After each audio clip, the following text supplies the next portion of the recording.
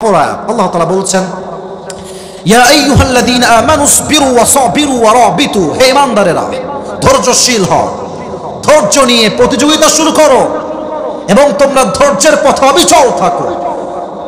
কি হবে ফলাফল?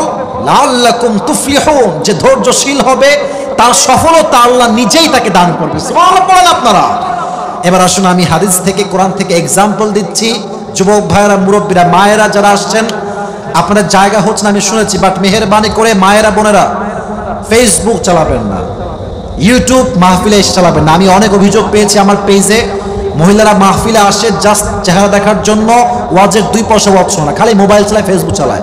এখানে অবস্থা আমি জানি না, বাট মেহেরবানি করে একদম মোবাইল ফোন বন্ধ রাখেন। আমি কোরআন থেকে হাদিস থেকে এক্সাম্পল দেওয়া শুরু করছি। সবাই একটা তাকবীর দেন, লিল্লাহি তাকবীর। এদিকে তাকান, প্রশ্ন করছি জবাব দেন। একজন নবী যিনি প্রায় 12 থেকে 18 বছর অসুস্থ ছিলেন, পুরো দেহে পচন ক্রিয়া তৈরি হয়েছে, একটা শব্দ উনি উচ্চারণ করেন না যে আল্লাহ তুমি কি আর লোক পাও না, দুনিয়া কি আমি একাই আছি আর কেউ নাই? না না, প্রায় 18 বছর পর্যন্ত তার পচন ক্রিয়া তৈরি হতে হতে হতে জিহ্বা পর্যন্ত আসছে। আল্লাহ এতদিন একটা শব্দ উচ্চারণ করি নাই, যেহেতু আমার জিহ্বা ঠিক ছিল, তোমার জিকির করেছি, বাট যে জিহ্বার দ্বারা তোমার জিকির করি এটা যদি নষ্ট হয়ে যায়, এটা তো আমি একদমই বরদাস্ত করতে পারবো না। আল্লাহ ফাস্তাজাবনা লা ফাকাশাফনা মা বি, দোয়া কবুলের পরে আল্লাহ বলছেন, দোয়া করছে কেমনে? ওয়া আইয়ুবা ইয নাদা রাব্বাহু আন্নী মাসসানি আদ-দুররু ওয়া আনতা আরহামুর রাহিমিন। আল্লাহ আমি তো বিপদগ্রস্ত, আমাকে রোগ বালাই টাচ করেছে, আমাকে রোগ ঘিরে ধরেছে। ওয়া আনতা আরহামুর রাহিমিন, তুমি তো দয়াময়। You are the most merciful, you are the most gracious, you are the most kindful Lord. তোমার মতো মায়াময় দয়াময় প্রভু আর কেউ তো হতে পারে না। আল্লাহ আমি তো বিপদে আছি। এই দোয়া করার সাথে সাথে আল্লাহ তাআলা আইয়ুবকে 18 বছরের রোগ থেকে এক নিমিষেই শেফা দান করলেন। সুবহানাল্লাহ পড়বেন না আপনারা? ধৈর্যের সাথে দোয়ার বিনিময় ফলাফল। 2 এক্সাম্পল দিচ্ছি, জাস্ট নবীর নাম বলবেন আপনারা, আমি জাস্ট এক্সাম্পল বলছি। একজন নবী, এই লাল গেঞ্জে, ওই কই যাও, আসছো কেন মাহফিলে? মায়েরা হাড্ডি গুড়ি সব ভেঙে দিবে একেবারে। মজা করলাম, ভালোবাসার সাথে মজা করেছেন। হ্যাঁ ঠিক কি বলবে? ঠিক কেন এটা হাড্ডি ভাঙবো নাকি আমি? না না, জাস্ট মজা করলাম। মেহেরবানি করে কেউ, আমি 11টায় উঠেছি, আমাকে কমপক্ষে তো 1 ঘন্টা 15 মিনিট ওয়াজ করতে দিবেন না নাকি আজকে ভাইরা আমার? দিবেন তো ইনশাআল্লাহ? বল ইনশাআল্লাহ। লা ইলাহা ইল্লা আনতা সুবহানাকা ইন্নী কুনতু মিনাজ জালিমিন। আল্লাহ তুমি হচ্ছে পবিত্র সত্তা, আমি হলাম জালেমদের অন্তর্ভুক্ত। আমাকে মাছের পেট থেকে উদ্ধার করতে পারে একজন, আওয়াজ দিয়ে বলেন তো তিনি কে? দোয়ার সাথে সাথে বিনিময় হিসেবে আল্লাহ তাআলা মাছকে হুকুম করে, এই মাছ বমি করো, একটা বিশাল লম্বা একটা বমি করলো। ইউনুস আলাইহিস সালাতু ওয়াস সালাম সমুদ্রের ভেতর থেকে উপর থেকে একদম ডাঙায় এসে পড়লেন। সুবহানাল্লাহ পড়বেন না আপনারা? ধৈর্যের সাথে দোয়ার বিনিময় সবসময় সুন্দর হয়। এবার আসছি আমি সাহাবা ইকরামদের জীবনীতে, মহিয়সী নারীর জীবনীতে। আচ্ছা বলেন তো, আমার প্রিয় নবীজির একজন বউ যিনি কুমারী ছিলেন, বুঝে বলবেন, যার আগে কখনো বিয়ে হয় নাই, সে সিঙ্গেল, সে ইজ নট ডিভোর্সড, একদম ভার্জিন কুমারী নারী, নাম কি বলেন সবাই? আয়েশা রাদিয়াল্লাহু তাআলা আনহা। এই হাদিসটা এক অসাধারণ ঘটনার সাক্ষী আমাদের জন্য। যুবক ভাইয়ারা, তোমাদের কথা আমি বলবো, আমার মাথায় সেটা আছে। আমাকে আগে হাদিসগুলো স্পেসিফিকলি ইন্ডিভিজুয়ালি মেনশন করার সুযোগ দাও, মনোযোগ বাড়াও। আসলে দেখেন, নবীজির বউ ছিল কয়টা? 11টা। বলেন সবাই, সাতক্ষীরা ভাইরা, কয়টা কয়টা কয়টা? 11টা। যার বউ 2টা এই দেশে, সে বোঝে বউ বেশি থাকার জ্বালা কারে কয়, ঠিক কিনা বলে? আমাদের দেশে 4টা প্রেম করলে হয় স্মার্ট, আর 2টা বিয়ে করলে হয় লুচ্চা নাম্বার 1। হারাম করলে হয় স্মার্ট, হালাল করলে হয় লুচ্চা। এটাই হচ্ছে আমাদের দেশের অবস্থা, ঠিক কিনা বলে? তবে হ্যাঁ, আমাদের যুবকদের মাঝে এই যে একটা problem, I mean relationship problem before get married, এটার পেছনে 80% আব্বা এবং মা দায়ী আছে। যুবক ভাইরা জানে যে আমার ছেলে এই মেয়েটাকে পছন্দ করে, দিবে না বিয়ে, কেন? টাকা পয়সার সমস্যা, চাকরির সমস্যা, আর বিশেষ করে মেয়ের বাবা যারা আছে, কি বলবো দুঃখের কথা ভাই, একজন ছেলে কাছে তাকওয়া আছে, ইখলাস আছে, চরিত্র আছে, বিয়ে দিবে না, আর একজন গাঞ্জাখোর। তো নবীজির বউ ছিল মোট 11টা। তো উনি কেমনে মেইনটেইন করতেন আমার দিকে তাকান। আচ্ছা, আপনারা কি লটারির নাম শুনছেন? লটারি বোঝেন তো সবাই নাকি? নবীজি প্রত্যেক মাসে ছোট্ট একটা পেয়ালা নিতেন, ছোট্ট একটা বাটি, সবার নাম লিখতেন, 1 2 3 4, প্রত্যেকটা বইয়ের নাম লিখতেন, লিখে বাটিতে ফেলতেন। কথা কি বোঝা যায়? বাটিতে ফেলতেন। প্রত্যেক মাসে লটারি একবার হতো, যার নাম যখন উঠতো ঠিক তাকে নিয়ে নবীজি সফরে বের হতেন ঘোরার জন্য, এন্টারটেইনমেন্টের জন্য, ঘোরার জন্য, মজার জন্য। তো সেই দিন সেই মাসে লটারি হল। প্রথমেই যার নাম উঠেছে লটারি থেকে, তার নামই হচ্ছে আম্মা জান আয়েশা রাদিয়াল্লাহু তাআলা আনহা। সুবহানাল্লাহ, পড়ে আপনারা সবাই। নবীজি বলছে, আয়েশা যাও, রেডি হয়ে আসো, সুন্দর করে সেজে আসো। আয়েশা খুব দ্রুত রেডি হয়ে প্রস্তুত হয়ে আসছে। লম্বা হাদিস, প্রিসাইজলি শর্টকাটে বলছি, জাস্ট মেসেজ দেওয়ার জন্য সেজে আসছেন সুন্দরভাবে। এবার দূর থেকে তারা বের হয়েছে সফর করবার জন্য, বিশাল লম্বা সফর, ঘোরাফেরার জন্য। সফর শেষ, বাসায় কাম ব্যাক করবেন। আমাদের দেশে আগে এক সময় বিয়ে হতো পালকিতে করে, এখন হয়তো বা বেশি একটা হয় না। আগের যুগের বিয়ে হতো পালকিতে করে। তো নবীর যুগে যখন কোন নারীকে ঘুরতে নিয়ে যাওয়া হতো, একটা উট আনা হতো, উটের উপরে হাউদাজ, বিশাল লম্বা একটা ছাউনি দিয়ে একটা পালকি করা হতো, পালকিতে বসানো হতো, দুই পাশ দিয়ে পর্দা ফেলে দেওয়া হতো, পর্দার সাথে প্রত্যেকটা মেয়ে বাহিরে ঘুরতো, রাজকীয় সিংহাসনে বসেছে। তারা এবার আয়েশাকে নিয়ে ঘুরতে বের হয়েছে নবীজি। যখন সফর থেকে কাম ব্যাক করবেন, ঠিক মাঝ পথে আয়েশা প্রকৃতির ডাকে সাড়া দেওয়ার একটা পালা আসলো। উনি বলেন, এই উটের সওয়ার, থেমে যাও, আমাকে যাওয়া লাগবে, বিশেষ প্রয়োজন, স্টপ স্টপ, থেমে যাও। থেমে গেছে, নেমে গেছে। মজার বিষয় হচ্ছে আয়েশা, শি ওয়াজ স্লিম, চিকন ছিলেন, মোটা না। দেখবেন চিকন মানুষ ভ্যানে উঠলে বোঝা যায় না, চিকন মানুষ রিক্সায় উঠলে বোঝাই যায় না। আর যদি মোটকা একখান ওঠে ভ্যানে, দেখবেন ভ্যানের টায়ার ব্লাস্ট হইল বলে। কথা ঠিক কিনা বলেন যুবক ভাইরা আমার? তো আয়েশা রাদিয়াল্লাহু তাআলা যে নেমেছেন, উনি যে উঠবেন কিনা এটা সে টের পাচ্ছে না, কারণ তার স্লিম বডি, বোঝা যায় না। দীর্ঘ লম্বা সময় পরে উটের যে সওয়ার ছিলেন তিনি ভাবলেন আয়েশা হয়তো উঠে গেছে, আমি কাম ব্যাক করি। উনি সঙ্গে সঙ্গে উট নিয়ে চলে আসছে, বাট আয়েশা কিন্তু এখনো আসেন নাই, উনি এখনো সেখানেই আছেন। দীর্ঘ লম্বা পথ পাড়ি দেওয়ার পর দেখলেন যে আয়েশা তো ভেতরে নাই। উনি গেল কোথায়, কোথায় গেল, কোথায় হারায় গেল? একজন সাহাবী, তার নাম হচ্ছে সফওয়ান ইবনে মুআত্তাল রাদিয়াল্লাহু তাআলা আনহু, উনি বের হলেন আয়েশা খোঁজার জন্য। দূর পথ, লম্বা পথ পাড়ি দিয়ে আসছে আয়েশাকে খোঁজার জন্য। বিশাল মরুভূমি, চতুর্পাশে বালি আর বালি, কোনো পানি নাই, পুরো বালিটা চিকচিক করছে রোদের তাপে। দেখছে মাঝখানে একটা পর্দা দেওয়া আছে, একটা চাদর মুড়ি দিয়ে একজন মহিলা শুয়ে আছে। উনি ওখানে গিয়ে কাশি দিলেন। আয়েশা উঠলেন, উঠে সুন্দর করে সব ঢেকে ঢুকে উঠলেন উটের হাওদাজে। ফিরে আসছেন মুনাফিকের সর্দার পুরো মদিনায়, বলতে লজ্জা পাচ্ছি বাট হাদিসের জন্য আমাকে বলতেই হবে, পুরো মদিনায় লটিয়ে দিল যে আয়েশা নাকি ওই সাহাবীর সাথে জেনা করে বাসায় ফিরে আসছে। আচ্ছা আমাকে একটু বলেন তো, ইমান থেকে আমাদের প্রিয় আম্মা জানা আয়েশা কারোর সাথে নবীজি বাদ দিয়ে পরকিয়া করতে পারে? পারে পারে পারে পারে জেনার মতো জঘন্য কাজ করতে পারে? পারে।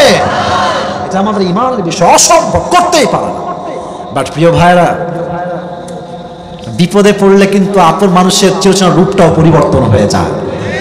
যখন দেখবার টাকা আছে, পয়সা আছে, আরে তোর তো আমি ভালোবাসি, তুই তো আমার একার ছেলে, তুই তো আমাদের গৌরব। টাকা নাই, পয়সা নাই, বাড়ি নাই, গাড়ি নাই, জব নাই, চাকরি নাই, ব্যবসা নাই, যা তোমাকে আই লাভ ইউ বলতো, তা তোমার দিকে পরে দেবা ঘুরেও আর তাকাবে না যুবক ভাইরা। দুনিয়াটাই হচ্ছে পুরোটা স্বার্থ দিয়ে ভরা। তো যখন মিথ্যা অপবাদ লটিয়ে গেল, তখন আপন মানুষের রূপগুলো বের হয়ে আসলো। কাছের মানুষগুলো আয়েশাকে ভুল বুঝতে শুরু করলো। আয়েশা, তুমি কি সত্যি জেনা করেছো? একটা মেয়ের জন্য এর চাইতে জঘন্যতম কথা আর কি হতে পারে? বাসায় আসছে, আবু বকর রাদিয়াল্লাহু তাআলা আনহুর ঘরে। আব্বাজান বলছে, আয়েশা তুমি কি এই কাজটা করেছো, জিনা করেছো নাকি? আস্তাগফিরুল্লাহ। উনি বলছে আব্বাজান, don't you trust me, don't you believe me, আপনি আমাকে বিশ্বাস করেন না, আমি আপনার মেয়ে আয়েশা এটা করতে পারি? অসম্ভব।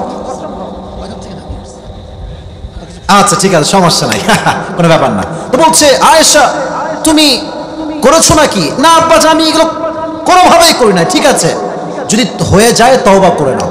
বলছে তাই নাকি? আব্বাজান আপনি আমাকে বিশ্বাস করেন না তাই না? বের হয়ে আসছে।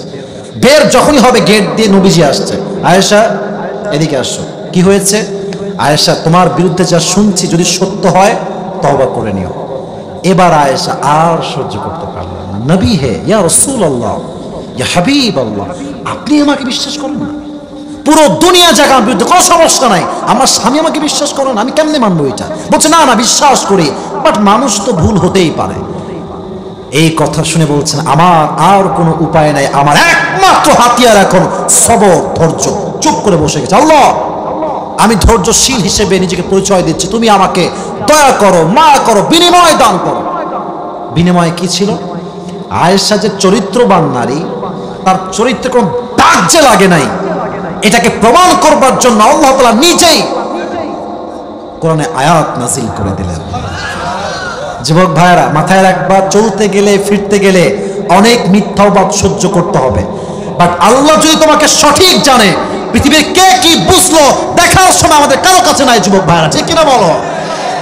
আমাদের বিরুদ্ধে, মানে আমার বিরুদ্ধে স্পেসিফিকলি অনলাইনে মারামারি আছে না? বলে না কেন? আছে না? আছে না? আছে না?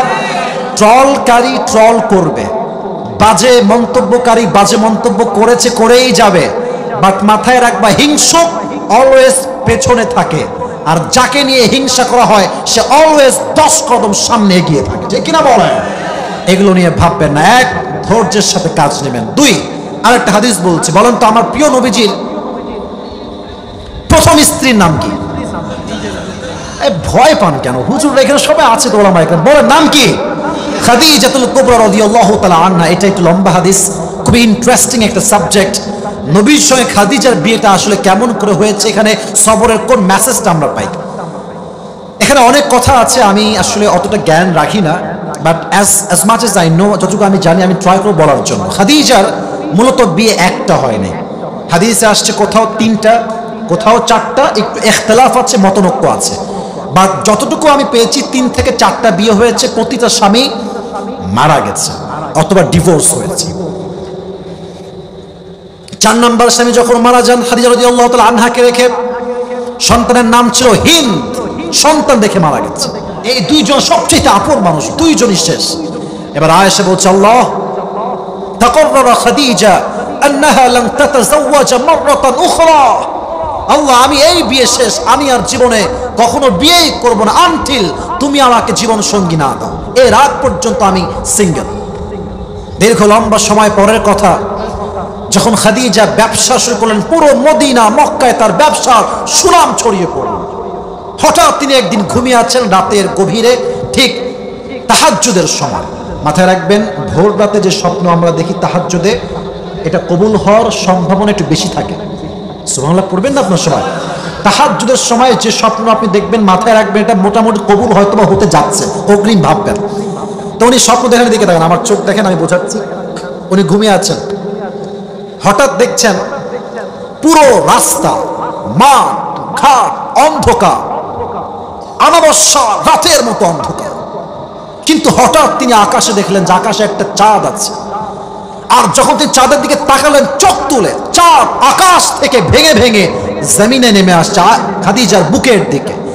আর পুরো অমাবস্যার রাত চাঁদের সেই আলোতে, পুরো অমাবস্যার রাতটা চাঁদের আলোতে পুরোটাই আলোকিত হয়ে গেছে। সুবহানাল্লাহ। কোথায়? খাদিজা ভাবলেন যেটা আমি কি স্বপ্ন দেখলাম, ঠাস করে ঘুম ভেঙে গেছে, কি দেখলাম স্বপ্নের ভেতরে। এবার তার চাচা ওয়ারাকা বিন নাফেল আসছে, চাচা যান আমি তো স্বপ্ন দেখলাম চাঁদ আমার দেহের উপরে ভেঙে ভেঙে পড়ছে, আর চাঁদের আলোতে পুরো দুনিয়াটা আলোকিত হয়ে গেছে, এর ব্যাখ্যা কি আমাকে বলেন। এবার তিনি তার ব্যাখ্যার জন্য তাওরাত খুললেন, ইনজিল খুললেন, দেখলেন ব্যাখ্যা কি হবে। বলছে খাদিজা মাশাআল্লাহ মাশাআল্লাহ, গুড নিউজ, সুসংবাদ তোমার জন্য। কি সংবাদ? তাওরাত এবং ইনজিল পড়ে আমি বুঝতে পেরেছি শেষ নবীকে আল্লাহ তাআলা তোমার স্বামী হিসেবে কবুল করতে চলেছে।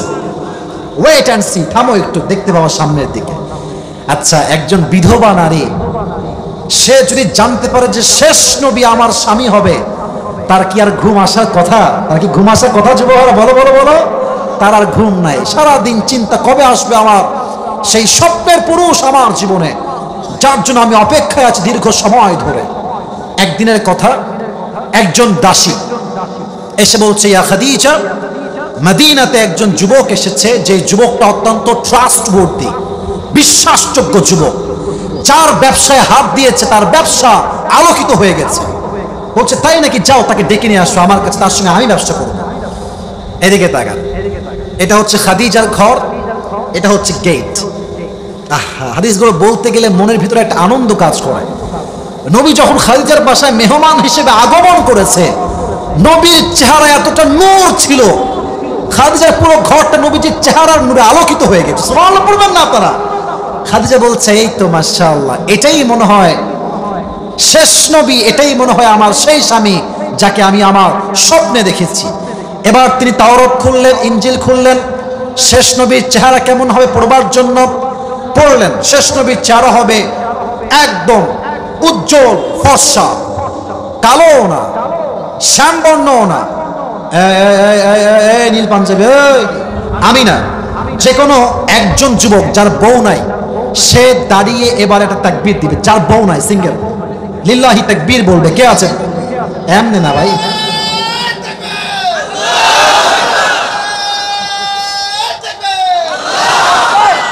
আপনার চারটা বউ কনফার্ম, মাশাআল্লাহ।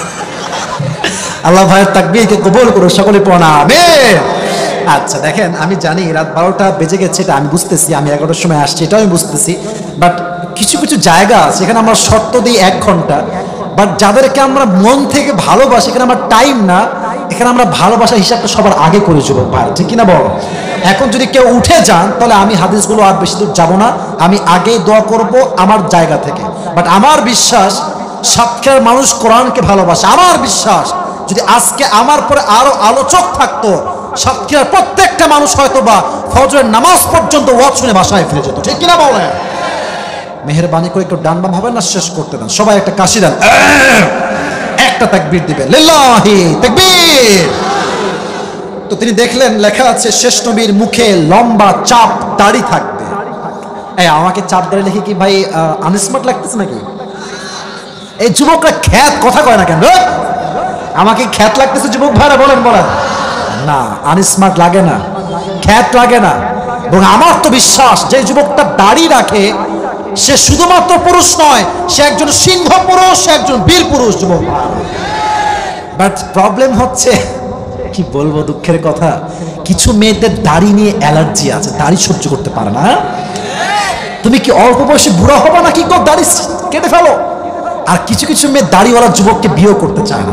আমার ভদ্রতা সে দুটি কথা। 1 নম্বর, যদি কোনো মেয়ে আমাকে দাড়ি দেখে পছন্দ না করতে চায়, বিয়ে না করতে চায়, আমার কথা একটা, আমরা খুলনার ছেলে, সাতক্ষীরার ছেলে, কথা স্ট্রেট ফরওয়ার্ড কথা, কোনো ভেজাল নাই।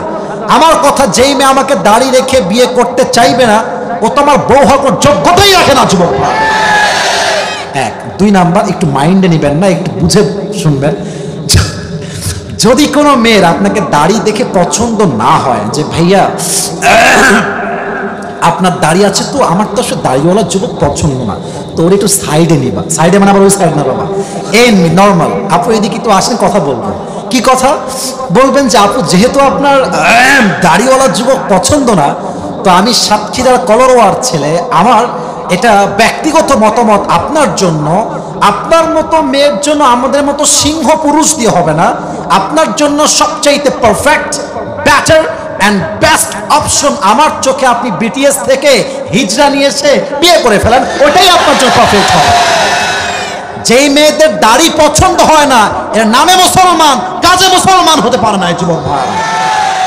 আবার বলেন তো, আমার নবীর মুখে দাড়ি ছিল কি ছিল না? আমার নবী কি দেখতে অসুন্দর ছিলেন? আমার নবীর মতো সুন্দর আর কেউ কি হতে পারে? পারে পারে পারে। চাঁদের চেয়ে সুন্দর তুমি নবী আমার কামলিওয়ালা, দো জাহানের বাদশাহ তুমি প্যারা নবী সাল্লে আলা, দো জাহানের বাদশাহ তুমি প্যারা নবী সাল্লে আলা, যাদের চেয়ে সুন্দর তুমি নবী আমার কামলিহি ওয়ালা। সুবহানাল্লাহ পড়ে সবাই। নবীর এই চাঁদ মাখা চেহারা দেখে খাদিজা কনফার্ম যে he is the last Messenger, এটাই তো শেষ নবী। হাদা নবিয়ুনা মুহাম্মাদুর রাসূলুল্লাহ সাল্লাল্লাহু আলাইহি ওয়াসাল্লাম। বলছে এখানে যুবক আসছে, এই যে যুবকটা দেখছো না, তাকে আমার পছন্দ, বিয়ে করতে চাই, তুমি আমার পক্ষ থেকে প্রস্তাব নিয়ে যাবা। বলছে তাই, সমস্যা না, আমি যাব। ঠিক কয়েকদিন পরে খাদিজা দাসীকে পাঠিয়েছে নবীজির ঘরে, এসে নক গেট, কোথায় মোহাম্মদ, আছো নাকি, গেট খোলো। গেট খুলেছে, প্রথমেই গ্রিটিংস, সালাম, অভিবাদন শেষ, কথাবার্তা চলছে, খাদিজার পক্ষ থেকে প্রস্তাব নিয়ে আসছে। তবে বলতে লজ্জা পাচ্ছে, মহিলা মানুষ তো বলতে লজ্জা পায়। তো বলছে যে মোহাম্মদ, কৌশল সিস্টেম দেখেন, মোহাম্মদ একটা কথা বলবো, মাইন্ড করবো না তো, রাগ করবো না তো, বলেন, কোনো সমস্যা, বলেন কি বলবেন। তো বলছে যে তোমার বয়স তো মাশাআল্লাহ, you are just no 25 years old, 25 বছর বয়স, তোমার তো বিয়ের বয়স ঠিকঠাক, এভরিথিং ইজ ওকে, তুমি বিয়ে করো না কেন? তো নবীজি যে জবাব দিয়েছেন আমাদের জবাব, এটা সবার কথা। নবীজি বলছে আমি তো বিয়ের জন্য এক পায়ে প্রস্তুত, বাট আমার কাছে না আছে টাকা, না আছে বাড়ি, আমাকে মেয়ে দিবে কে? আমি তো মোহর দেওয়ার সামর্থ্য রাখি না, একজন মেয়েকে খরচ দেওয়ার সামর্থ্য রাখি না, আমি বিয়ে করবো কেমনে, কে আমাকে মেয়ে দিবে? এই আরব তল্লাটে এবার সে সুযোগ বুঝে কোপ মারছে, বলছে টেনশন নাই তো, আমার কাছে এমন একজন, এদিকে তাকান, আমার হাত আঙ্গুল দেখেন, আমি হিসাব দিচ্ছি, আমার কাছে এমন একজন মেয়ে আছে যাকে বিয়ে করলে, এদিকে দেখো, একদম এদিকে, মোবাইল বন্ধ রাখো, আমার কাছে এমন একজন মেয়ে আছে যাকে বিয়ে করলে তোমার কোনো মোহর দেওয়া লাগবে না, আমার কাছে এমন একজন মেয়ে আছে যাকে বিয়ে করলে তোমার কোনো থাকার জন্য বাসা দেওয়া লাগবে না, আমার কাছে এমন একজন মেয়ে আছে যাকে বিয়ে করলে তোমার কোনো কাপড় চোপড় দেওয়া লাগবে না, আমার কাছে এমন একজন মেয়ে আছে যাকে বিয়ে করলে খাবার কোনো কিছু দেওয়া লাগবে না, সর্বশেষ লাস্টলি অ্যান্ড ফাইনালি আমার কাছে এমন একজন মেয়ে আছে যাকে তোমার কিছু তো দেওয়া লাগবে না, লাগবেই না, বরং তোমার যা লাগবে ব্যবসার জন্য, তোমার প্রত্যেকটা পুঁজি সেই মেয়ে তোমাকে নিজেই দিবে। সুবহানাল্লাহ, কোথায় পাবে সবার ভাইয়ের আমার? বলছে এই যুগে এইরকম মেয়ে, এটা কি আদৌ সম্ভব পাওয়া? বলছে অবশ্যই। বলেন মাসমুহা, সেই মহিলার নাম কি, মেয়েটার নাম কি? বলছে ইসমুহা খাদিজা, তার নাম হচ্ছে খাদিজা। অবাক করার বিষয় হচ্ছে নবীজি আগাগোড়ায় খাদিজাকে পছন্দ করতেন বিয়ের জন্য, বাট তিনি কোথাকার কোন ধনীর ঘরের দুলাল, আর তিনি সামান্য মধ্যবিত্ত পরিবারের সন্তান, প্রস্তাব দিবে কেমনে? আল্লাহ বলছেন পেয়ারা হাবিব, কোনো টেনশন নাই, আপনার পছন্দ আর দেওয়ার দায়িত্ব আমি আল্লাহ তাআলার। সুবহানাল্লাহ পড়েন সবাই। এবার বললেন যে ঠিক আছে, আপনি তো প্রস্তাব দিয়েছেন, ঠিক আছে, এই যে যুবক যারা আছো একটু দিকে তাকাও, কোনো একজন মেয়ে প্রস্তাব দিলে একদম আমি এখনই বিয়ে করবো, না না, এটা সিস্টেম না। নবীজির সিস্টেম দেখেন, বলছে ঠিক আছে, আমি আমার চাচাকে নিয়ে আপনার বাসায় আসবো। চাচার নাম কি? মুরব্বীরাও বলেন চাচার নাম কি, বলেন বলেন, আবু তালেব। চাচাকে নিয়ে আসছে, বিয়ের ডেট তারিখ ফাইনাল, প্রেসাইজলি শর্টকাটে বলছি, বিয়ের ডেট তারিখ ফাইনাল। মাশাআল্লাহ, বিয়েও হয়ে গেল। বিয়ের জন্য মোহর লাগবে, কি দেওয়া যায় মোহর? 20টা উট দিয়েছে মোহর খাদিজাকে। এখন বিয়ের সময় যে মেহমানরা আসছে, ওলিমা লাগে না, খাওয়াইতে হয় না? কথা বল, খাওয়াইতে হয় না যুবক ভাইয়েরা? কি খাওয়াবে? খাদিজা বলছে আমার যে 20টা উট মোহর দেওয়া হয়েছে, এই 20টা উটকে আমার বিয়ের ওলিমা হিসেবে এখনই তোমরা জবাই করে ফেলো। সব জবাই হয়ে গেল, বিয়ে হয়ে গেল, বাসর রাত। এটা আমার মেসেজের মূল জায়গা। ডান পাশে নবীজি বসে আছেন, বাম পাশে খাদিজা বসে আছে। খাদিজা বলছে একটা প্রশ্ন করবো, আপনি রাগ করবেন না তো? বলছে বলো, কি প্রশ্ন?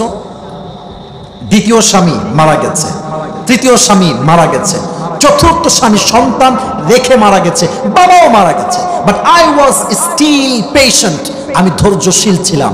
ধৈর্যের থেকে আমি কখনো এক চুল এক কদম ডান বাম করি নাই। আমার এই ধৈর্যের গুণের বিনিময়ে আল্লাহ তাআলা আমার মতো একজন বিধবা নারীকে সর্বশেষ নবীর প্রথম বউ হিসেবে কবুল করে নিয়েছে। ধৈর্যের বিনিময়, ধৈর্যের ফলাফল। এজন্য কথা একটা, বিয়ে না হতে পারে, মাথায় রাখবেন, বিয়ে দেরিতে হলেও আল্লাহর কল্যাণ আছে, আগে হলেও আল্লাহর কল্যাণ আছে। আল্লাহ যা করেছেন যদি সবর ধারণ করতে পারবেন, মাথায় রাখবেন শেষ ফলাফলে আপনি হাসবেন, ঠিক কিনা বলেন? আচ্ছা, শেষ হাদিস বলে আমি শেষ করব। শেষ হাদিস, আমার নবীর একজন কলিজার টুকরা মেয়ে ছিল, নাম কি বলতে পারেন সবাই? আস্তে কেন বললেন, বলেন সবাই, নাম কি? রাদিয়াল্লাহু তাআলা আনহা। আরেকটা প্রশ্ন, আশা করছি পারবেন। আশা করছি অবশ্যই পারবেন। ফাতেমার স্বামীর নাম কি ছিল? আলী রাদিয়াল্লাহু তাআলা আনহু। শেষ প্রশ্ন, তাদের গর্ভ থেকে ফাতেমার গর্ভ থেকে দুইজন সন্তান আসছে, এক হচ্ছে হাসান আর এক হচ্ছে মাশাআল্লাহ, এক হচ্ছে হাসান আর এক হচ্ছে হুসাইন। দেখেন ফাতেমার সবরের লেভেল কতটুকু, এটা শুনেই আমরা দোয়া করি। এদিকে তাকান, ফাতেমার ঘরে একবার অভাব আসলো, 3 দিন যাবত চাল নাই, ডাল নাই, ভাত নাই, কোনো খাবার নাই। এবার ফাতেমা বড্ড হতাশ, কষ্টে কই যায় না, আর ওয়াজ করা যাবে না, বুঝে গেছি। আচ্ছা ঠিক আছে, আমি অধম সবর নিয়ে যে ওয়াজ করেছি প্রায় 1 ঘন্টা 10 মিনিট হয়ে গেছে। যতটুকু আমি হলুদ গেঞ্জি না দোয়া করে যাওয়া, বসেন বসেন বসেন, খবরদার, কাজ বাকি আছে, এখন কাজ শেষ হয় নাই। তার মানে সাতক্ষীরাতে 12টার পরে আর ওয়াজ হয় না, ভালো, এটাও ঠিক আছে। আমরা ট্রাই করবো ওয়াজ যত দ্রুত হবে, ফজরের নামাজটা আমরা জামাতের সাথে তত আরো ভালো পড়তে পারবো, ঠিক কিনা বলেন যুবক ভাইয়েরা আমার? তো এদিকে দেখেন সবাই আমার ভাইয়েরা, আমি সবর নিয়ে কথা বলেছি, আমি একটু পরে পুরস্কার দিব। তবে মেহেরবানি করে আমি একটা কথা জানতে চাই, আমি হয়তো বা আসার পরে একবার রুমাল কালেকশন হয়েছে, তোমরা কই যাও, কই যাও তোমরা, বসো। আশ্চর্য কথা, আমি বলি বসে পড়েন বসে পড়েন, আমি ভাই ধমক দিচ্ছি, এটা মাইন্ড করবেন না, এটা ভালোবাসার ধমক আর কি। বলছিলাম কালেকশন নিয়ে একটু কথা বলতে বলেছে আমার কমিটি বৃন্দ, আমার কোনো ক্ষোভ নেই, রাখবে। দেখেন কালেকশন যেহেতু শুরুতে হয়েছে, আমার রবিউল ভাই করেছে, আমাকে তিনি বলেছেন বিষয়টা, আবার এদিকে রুমালও গেছে। এই মাহফিলটা, এদিকে যারা এখন আছেন তারা হচ্ছে আমার রিয়েল শ্রোতা, তারাই আসল কোরআন প্রেমিক, ঠিক কিনা বলেন যুবক ভাই? ওয়াজ মাহফিল হলে সবাই কিন্তু বক্তার ওয়াজ শুনতে আসে না, অনেকে বক্তার এই চেহারা দেখতে খালি মাহফিলে আসে আর ভাজা খাইতে আসে, ওয়াজ শুরু হইতে না হইতে গায়েব হয়ে যায়। বাট এখন যারা বসে আছে এরাই তো প্রকৃতপক্ষের কোরআন প্রেমিকরা আমার সামনে বসে আছে, ঠিক কিনা বলেন? আচ্ছা আমি প্রশ্ন করছি, এই মাহফিলটা আগামীতে হোক, এটা আমরা সবাই চাই কি চাই না? এত আস্তে কম কেন ভাই, আমরা চাই কি চাই না, চাই কি চাই না? কারা কারা চাই দুটো হাত তুলে আল্লাহকে দেখেন, মাশাআল্লাহ, হাত রাখেন, হাত উপরে রাখবেন। আমার ভলান্টিয়ার্স ভাইরা এখন যাবেন, সবাই যাবে, আপনারা দিয়েছেন আমি জানি, আবারও দিবেন, সবাই একটু নেমে যান, যারা ভলান্টিয়ার্স আছে একটু নেমে যাবেন, আর নেমে যান। যদি কেউ থাকেন যে আমি 5,000 দিব, যেমন একজন দিয়েছি একটু আগে আমাদের ভাইস চেয়ারম্যান পদপ্রার্থী, যদি 5,000 10,000 কেউ দেন, আমাকে নাম লেখাতে পারেন, আমি নিব এবং আপনার জন্য মন থেকে দোয়া করবো। এই যে যান যান ভলান্টিয়ার্স ভাইরা যান, কেউ আছে, কেউ থাকলে হাত তুলতে পারো। কেউ যাবে না, কেউ যাবে না, বসে পড়ো বসে পড়ো, দোয়া করে যাবো, দোয়া করে যাবো। এবং আমরা তো পুরস্কার দিব নিয়ত করেছিলাম, পুরুষের কাছে দেওয়া যাবে নাকি, আছে শেষ, পুরস্কারকে দিব নাকি শেষ করে যুবক ভাইরা? আচ্ছা আমি পুরস্কার দিচ্ছি, বাট সিস্টেম হচ্ছে এই 3টা প্রশ্ন করবো, জবাব দেওয়া লাগবে। এক, আমি বলি এদিকে তাকান, আয়েশা রাদিয়াল্লাহু তাআলা আনহার উপরে একটা মিথ্যা অপবাদ আসছিল, কিন্তু তিনি ধৈর্য হারান নাই। ফলাফল কি হয়েছে? তার চরিত্রকে পবিত্র করবার জন্য আল্লাহ নিজেই কোরআনে আয়াত নাজিল করেছেন। 1। 2 নাম্বার, খাদিজা রাদিয়াল্লাহু তাআলা আনহার প্রথম স্বামী মারা গেছেন, দ্বিতীয় স্বামী মারা গেছেন, তৃতীয় স্বামী মারা গেছেন, চতুর্থ স্বামী যখন মারা যান বাবাও মারা গেছেন। তিনার জিহ্বায় যখন পচন ক্রিয়া তৈরি হয়েছে, উনি জাস্ট দোয়া করেছেন ধৈর্যের সাথে। বিনিময়ে কি হয়েছে? 18 বছরের রোগ আল্লাহ তাআলা এক নিমিষে পরিপূর্ণ শেফায়ে আজরা কামেলা দান করেছে। সুবহানাল্লাহ পড়বেন না আপনারা সবাই? এই 2 জন মহিষী নারী এবং একজন নবীর কথা যার মাথায় এসেছে, দাঁড়িয়ে যাও। পারবে বললে পারবে, এরকম কে আছে? পারবেন আপনি? আচ্ছা কে পারবে? আপনি পারবেন? আগে আসেন, এখানে আসেন, ওখানে দাঁড়ান। হ্যান্ড মাইকটা একটু দেবেন, হ্যান্ড মাইকটা একটু, হ্যান্ড মাইক দেবেন একটু, হ্যান্ড মাইকটা, হ্যান্ড মাইক দেন। আমরা একসঙ্গে দোয়া করে হাত মিলিয়ে বাসায় যাব ইনশাআল্লাহ। এবং এটা আমার বছরের ঈদের পরে শেষ প্রোগ্রাম। আমি আশা রাখবো আমরা দোয়া করে তওবা করে জাস্ট 5 মিনিটের মাঝেই বাসায় ব্যাক যাব। প্রিয় ভাই, ওদিকে কালেকশন হচ্ছে, আপনি সবাই সালাম দেন, জোরে সবাই সালাম দেন, একটা সালাম দেন। আসসালামু আলাইকুম ওয়া রাহমাতুল্লাহি ওয়া বারাকাতুহু। ওয়া আলাইকুম আসসালাম ওয়া রাহমাতুল্লাহি ওয়া বারাকাতুহু। লালটু ভাই তাই না? লালটু ভাই দিয়েছে, ব্যবসায়ী দিয়েছেন 1000 টাকা। আল্লাহ ভাইয়ের দানকে কবুল করুন, সকলে পড়া আমিন। এই আপনি কালেকশন করেন, আমি এদিকে বলছি। ভাই আমার বলেন, যেই নারীকে মিথ্যা অপবাদ দেওয়া হয়েছিল সে নারীর নাম কি? সে জবাব দিলে আপনারা সবাই বলবেন মারহাবা, সবাই বলেন মারহাবা। আচ্ছা আচ্ছা, অপবাদ দেওয়ার পরে সর্বশেষ তিনি কি ধারণ করেছেন এবং তার ফলাফল তিনি কি পেয়েছে বলো? সর্বশেষ তিনি ধৈর্য ধারণ করেছিলেন, এজন্য শেষে ফল পেয়েছিলেন, তার জন্য কোরআন নাযিল করা হয়েছিল। মারহাবা বলবেন না আপনারা সবাই? এই তো পড়ে গিয়েছে, মাশাআল্লাহ। এবার বলো, একজন নারী যার প্রায় 4 বারের মতো স্বামী মারা গিয়েছে, নারীর নাম কি ছিল? আমাদের খাদিজা রাদিয়াল্লাহু তাআলা আনহা। মারহাবা বলবেন না আপনারা সবাই? এই তো মাশাআল্লাহ। এবার বলো তার সর্বশেষ নিয়ত কি ছিল, যে আমি আর কি করব না জীবনে? বিয়ে করবে না। আচ্ছা, উনি ধৈর্যশীল ছিলেন। ধৈর্যের বিনিময়ে আল্লাহ কি দিয়েছে বলো? ধৈর্যের বিনিময়ে আল্লাহ তাকে শেষ নবীকে স্বামী বানিয়েছিলেন। মারহাবা বলেন আপনারা সবাই? যদিও বা উত্তরটি সহজ লাগছে, বাট আলাইহিস সালাম। আইয়ুব আলাইহিস সালাতু ওয়াস সালাম, মাশাআল্লাহ, উনি সর্বশেষ কোন অবস্থায় দোয়া করেছেন? সর্বশেষ পরিস্থিতি সর্বশেষ সারা গায়ে কসম দিয়া ধরতে ধরতে যে শেষমেশ জিহ্বায় ধরেছিল। তখন তিনি কি বলেন? আল্লাহ বলেছেন, আল্লাহ আমাকে আমার জিহ্বায় ঘা হলে আমি তো তোমার জিকির করতে পারবো না, এজন্য আমার যে ঘাটা সারিয়ে দাও। মারহাবা বলবেন না তো সবাই? আচ্ছা, এখানে ধৈর্য এবং দোয়া আমরা পেলাম, তার বিনিময়ে তিনি কি পেলেন? ধৈর্য এবং দোয়ার বিনিময়ে তিনি কি পেলেন? ধৈর্য দোয়ার বিনিময়ে আল্লাহ তার ঘা সারিয়ে দিয়েছিলেন। মারহাবা বলেন আপনারা সবাই? এই তোমার নাম কি? নাম কি তোমার? মোহাম্মদ খলিফুজ্জামান রিফাত। রিফাতকে আল্লাহ তাআলা ইসলামের জন্য কবুল করো, সকলে পড়ুন আমিন। রিফাত সাহেব আপনি উঠে আসেন, স্টেজে আসেন। প্রিয় ভাই আপনি স্টেজে আসেন, ওই পাশ দিয়ে আসেন, ওই এই যে দড়ির ভিতর দিয়ে। মাশাআল্লাহ। তার মানে বোঝা গেল, বসো বসো, এক্ষুনি দোয়া হবে। দোয়া না হয়ে তারপর যাবা। যদি আমি এখন দোয়া না করি তারপর তোমাদের যেখানে মন চায় সেখানে যাবা, কিন্তু দোয়ার মাঝে বেয়াদবি করবা না। দোয়া আমরা 100 করবো, 2 মিনিটের জন্য হলেও আমরা দোয়া করবো। একটু বসে পড়েন, দোয়ার জন্য, দোয়ার জন্য। ডানের ইমন ভাই 100 দিয়েছে, আল্লাহ কবুল করো, পড়া আমিন। এদিকে রিফাত আসো, দিকে। রিফাতের জন্য আমি অধম, আমি খুব গরিব মানুষ, যা পেরেছি আমার সামর্থ্য যে 500 টাকা আমি তাকে দান করলাম না, এটা উপহার দিলাম। বলেন সবাই মারহাবা। এটা কিন্তু দান না প্রিয় ভাইরা, গিফট। সবাই বলেন মাশাআল্লাহ।